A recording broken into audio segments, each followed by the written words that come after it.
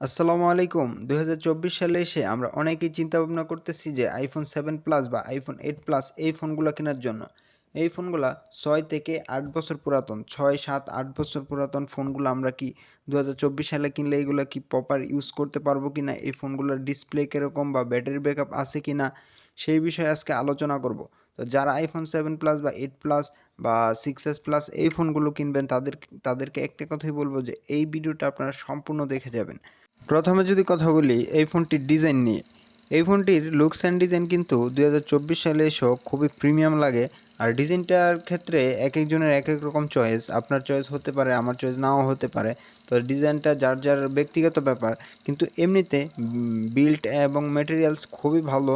এটা metal body এবং Corning gorilla গ্লাসের প্রোটেকশন রয়েছে। আর এই ফোনগুলো যেহেতু ৬-৭ বছর পুরাতন, ৬-৭ বছর তো একটা ব্যাটারি ভালো থাকে না। এই ফোনগুলা আসলে সবগুলোই ব্যাটারি চেঞ্জ। এই ফোনগুলো আসলে ব্যাটারি হেলথ দেখে ফোনগুলো কিনবেন না। ফোনগুলো ভালো করে ইউজ করে দেখে নিবেন যে ফোনগুলো কতটুকু চার্জ থাকতেছে। দরকার লাগে ১ ঘন্টা ২ ঘন্টা বসে দেখে তারপর ফোনগুলো কিনবেন। আর এই ফোনটিতে ক্যামেরা হিসেবে রয়েছে রিয়ারের ডুয়াল ক্যামেরা সেটআপ। রিয়ারের ডুয়াল ক্যামেরা সেটআপের মধ্যে আপনার মেইন সেন্সর 12 মেগাপিক্সেল এবং একটা আছে টেলিফোটো লেন্স, সেটাও 12 মেগাপিক্সেল। আর সেলফি শুটার হিসেবে রয়েছে 7 মেগাপিক্সেলের একটি শুটার। আর এই ফোনটির পিকচার কোয়ালিটি কিন্তু ২০২৪ সালে দাঁড়িয়েও খুবই ভালো, খুবই ইউজফুল।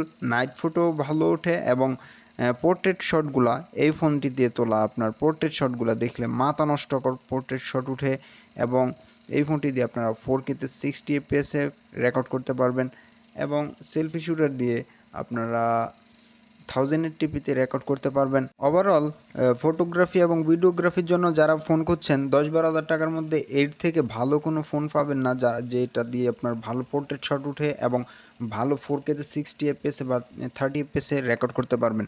তো এই ফোনটি দিয়ে আপনারা ফটোগ্রাফি এবং ভিডিওগ্রাফি ধুমায়া করতে পারবেন। এমনিতে ব্যাটারি ব্যাকআপ খুবই কম পাওয়া যায় কিন্তু ফটোগ্রাফি এবং ভিডিওগ্রাফি খুবই ভালো। এই ফোনটি থেকে আমরা ব্যাটারি ব্যাকআপ কেমন পেয়েছি? এই ফোনটির ব্যাটারি ব্যাকআপ কিন্তু খুবই খারাপ ছিল। আপনারা ৩ থেকে ৪ ঘন্টা বা ২ থেকে ৩ ঘন্টা পেতে পারেন সর্বোচ্চ। আর এই ফোনটির ব্যাটারির উপর নির্ভর করে এই ফোনটির অরিজিনাল যদি ব্যাটারি লাগানো হয়, অরিজিনাল ব্যাটারি তো থাকবে না কিন্তু এটার রিপ্লেসমেন্ট যেই ব্যাটারিটা সেটা যদি ভালো কোয়ালিটির হয় তাহলে ৩ থেকে ৪ ঘন্টা, আর যদি খারাপ কোয়ালিটির হয় শুধুমাত্র ২ থেকে ৩ ঘন্টা পেতে পারেন। এই ফোনটির একটি প্লাস পয়েন্ট হলো এই ফোনটিতে আপনারা কিন্তু ফিঙ্গারপ্রিন্ট সেন্সর পেয়ে যাবেন যেটার কোয়ালিটি কিন্তু খুবই ভালো ছিল।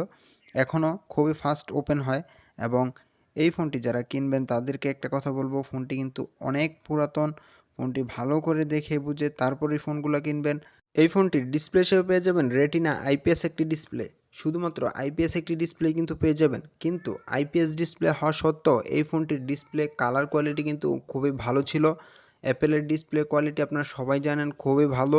আর এই ফোনটির ব্রাইটনেসও খুবই ভালো ছিল আউটডোরে এবং ইনডোরের জন্য খুবই ভালো। মোটামুটি মানে ১০-১২ হাজার টাকার যেকোনো ফোনকে এটার ব্রাইটনেস বিট করতে পারবে।